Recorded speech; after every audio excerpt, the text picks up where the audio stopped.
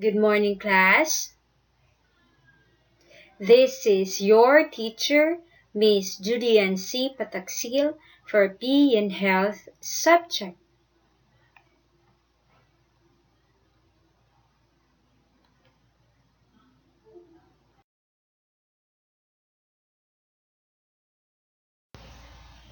How are you today?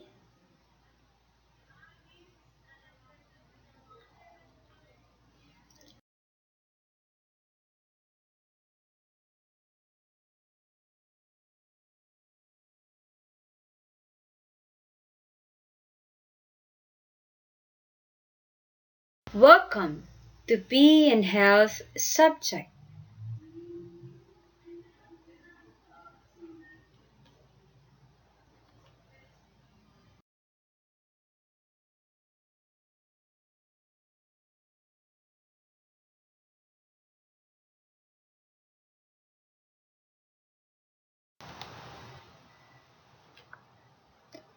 So our learning competencies for today's lesson are observes personal safety protocol to avoid dehydration, overexertion, hypo and hyperthermia during MVPE participation, and understand the understated injuries during physical activities.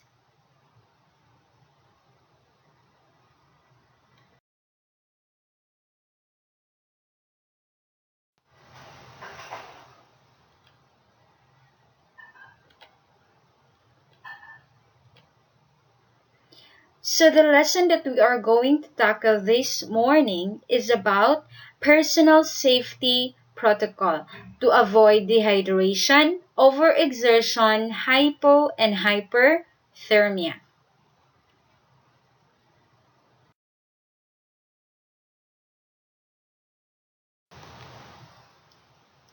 Brief introduction.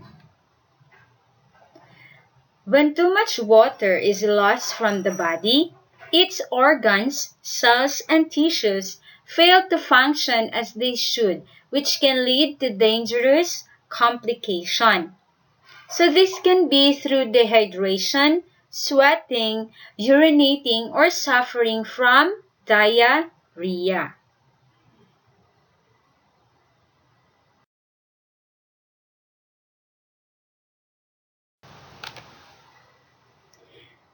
Thirst or pagkauhaw. So it's normal to feel thirsty after eating spicy foods or performing strenuous exercise, especially when it's hot. However, sometimes your thirst is stronger than usual and continues after you drink. So you may even experience blurred vision and fatigue. Frequent excessive thirst or thirst that can't be quenched can be symptoms of serious medical conditions such as dehydration, diabetes, heart, liver, kidney failure, and sepsis.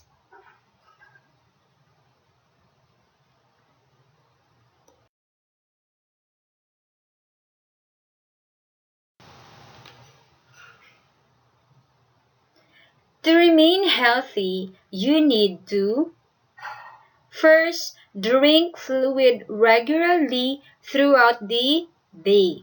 So it's very important that we need to drink fluid regularly throughout the day.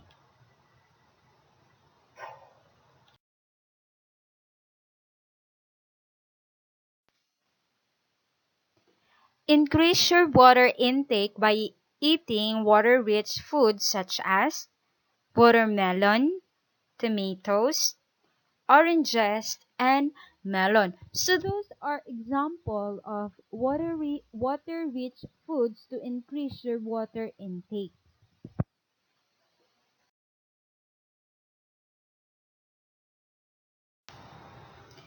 A good way to know if you're getting enough fluids is to check your urine. If it's light in color, high in volume, and does not have a heavy smell, you are probably getting enough fluid.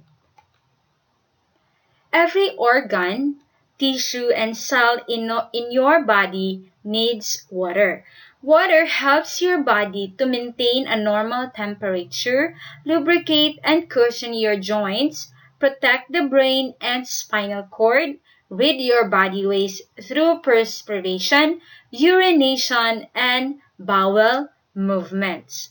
So remember, water helps our body to maintain a normal temperature. It also protects our brain and our spinal cord and rid our body waste through perspiration, urination, and bowel movements.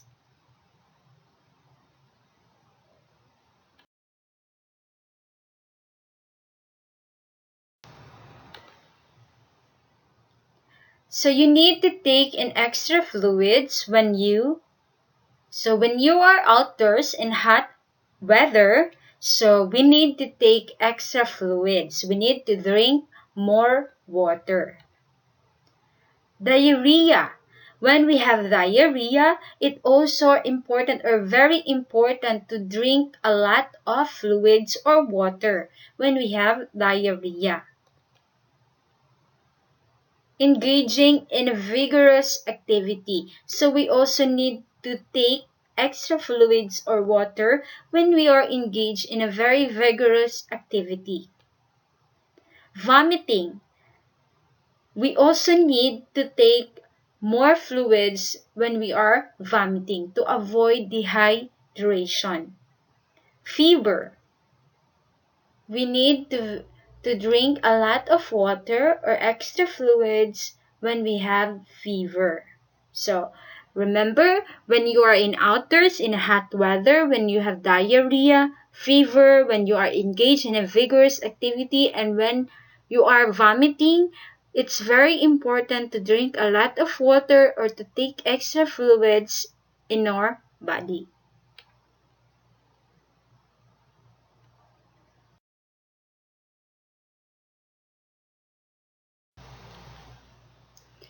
Next, we will discuss what is dehydration.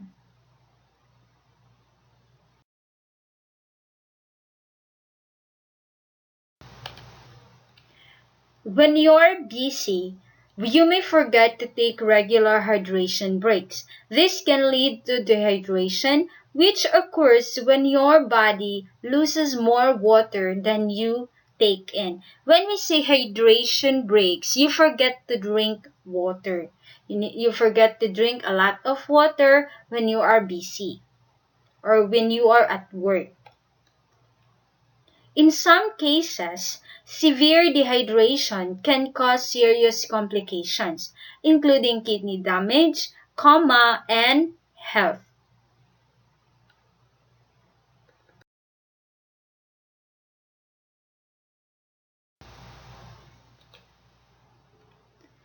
To avoid dehydration, make sure you drink enough water and other fluids, replenish electrolytes lost through sweat with sports drink or enhanced water.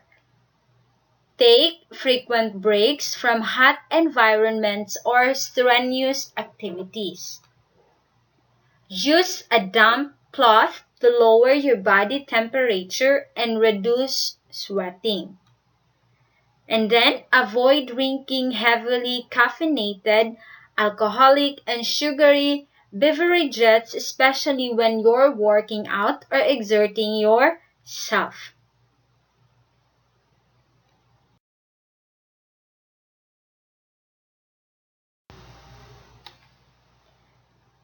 Next, we will discuss what is overexertion.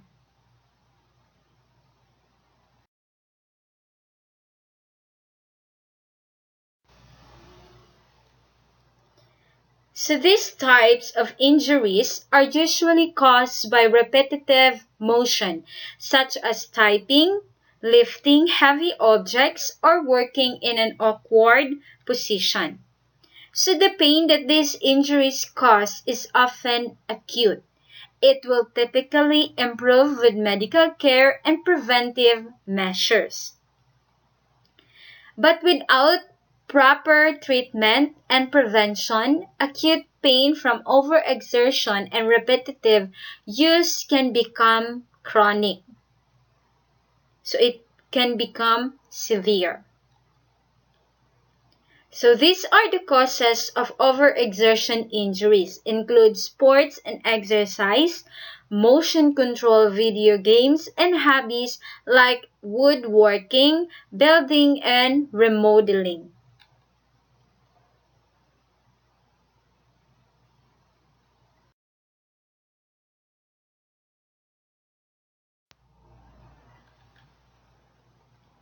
To avoid physical exertion, you need to practice good posture. Utilize ergonomic work spaces. Lift lighter loads and use proper lifting techniques.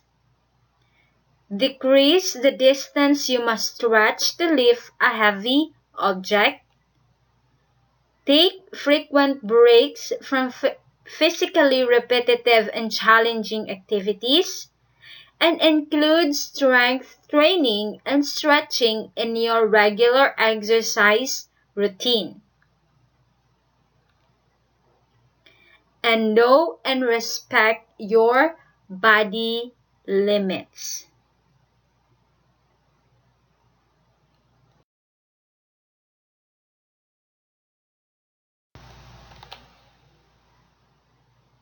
Sweating. So sweating is a bodily function that helps regulate your body temperature, also called perspiration. Sweating is the release of a salt-based fluid from your sweat glands. Changes in your body temperature, the outside temperature, or your emotional state can cause sweating.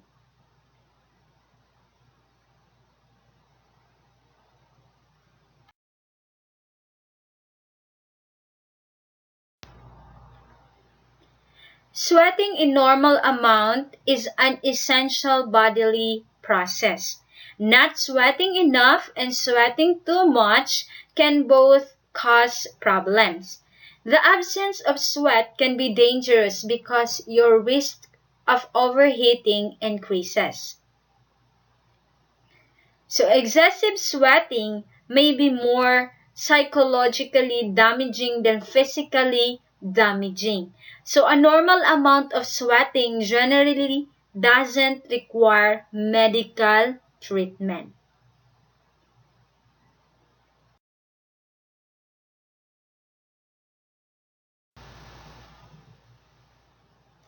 To make yourself more comfortable and minimize your sweating, you need to wear several light layers of clothing that allow your skin to breathe. Then remove layers of clothing as you heat up.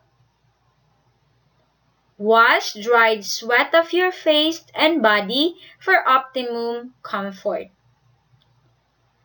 Then change out of sweaty clothing to reduce the risk of bacterial or yeast infections. And then drink water or sports drinks to replace fluids and electrolytes lost through sweating. And then apply an underarm antiperspirant or deodorant to reduce odor and control sweating. And lastly, remove foods from your diet that increase your sweating.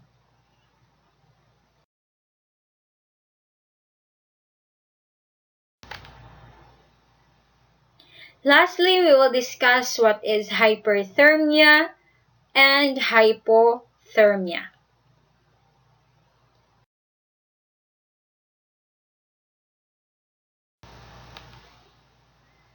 Hypothermia happens when your body's temperature drops to dangerously low levels because of the cool environment. The opposite can also occur. So when your temperature climbs too high and threatens your health, it is known as hyperthermia. It refers to several conditions that can occur when your body's heat regulation system can't handle the heat in your environment.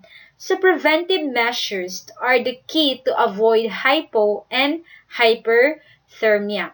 So remember the difference between hypothermia and hyperthermia. When we say hypothermia, it happens when your body's temperature drops to dangerously low levels. And when we say hyperthermia, it your temperature climbs too high and threatens your health. So that is hyperthermia.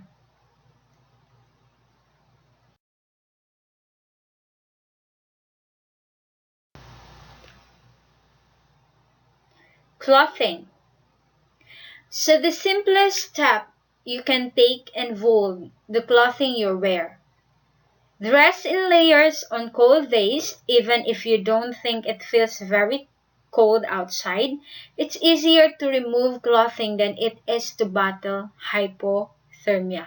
Cover all body parts and wear hats, gloves, and scarves in a cool environment.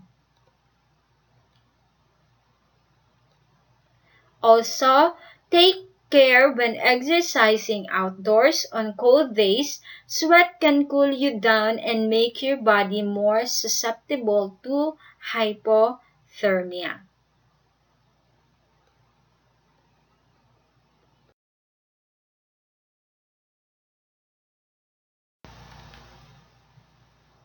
Staying dry. Staying dry is also important. Avoid swimming for long periods and make sure that you wear water repellent clothing in rain. If you're stuck in the water due to a boat accident, try to stay as dry as possible in or on the boat. And avoid swimming until you see help nearby. Keeping the body at a normal temperature is important to preventing hypothermia.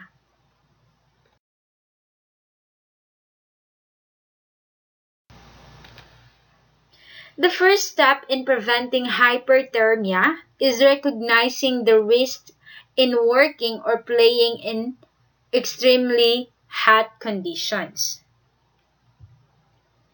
So being in the heat means taking the following precautions. So remember, being in the heat, you need to follow these precautions. First, take cool down breaks in the shade or in an air-conditioned environment. If you don't need to be outside in extreme heat, stay indoors. Stay well hydrated. Drink water or drinks containing electrolytes such as Gatorade or Powerade every 15 to 20 minutes when you're active in the heat. Not energy drinks or caffeine. This can cause serious heart problems in healthy adults.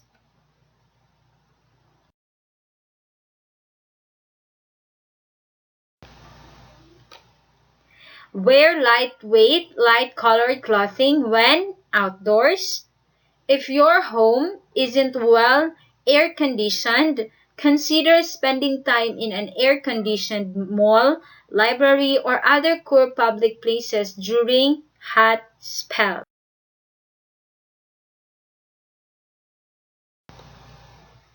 So, that would be our lesson for this morning. Do you have any questions?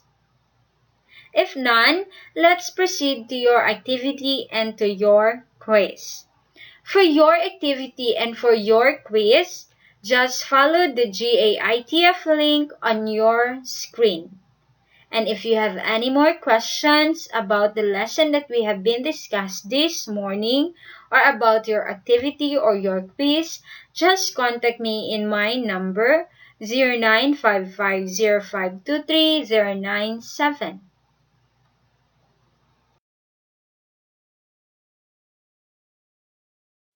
Goodbye and have a nice day.